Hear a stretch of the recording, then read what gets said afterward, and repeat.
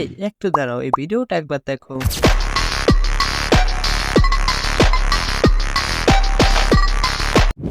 এইটাকে বলে reverse bit ramp effect. তো এরকম ভিডিও বানানো খুবই সহজ। তুমিও চাইলে তোমার হাতে থাকা ফোনটি দিয়ে এরকম ভিডিও বানাইতে পারবা। তো চলো তোমাদের স্টেপ বাই স্টেপ দেখাই। তো প্রথমে ক্যাপকাটে এসে তোমার ভিডিওটা সিলেক্ট করে নেবা। এখন তোমার ভিডিও লেয়ারের উপরে ক্লিক করে ভিডিওটা ডুপ্লিকেট করে নেবা। তো ডুপ্লিকেট করা ভিডিওটাকে এইখান থেকে রিভার্স করে নেবা। অ্যান্ড তুমি চাইলে তোমার ভিডিওতে ট্রানজ্যাকশন এফেক্টও যোগ করতে পারো। তোমার ভিডিওটাকে হাইয়েস্ট রেজলিউশনে ডাউনলোড করে নেবা।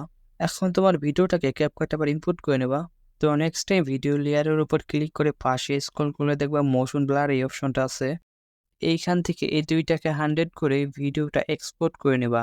And here in the final result.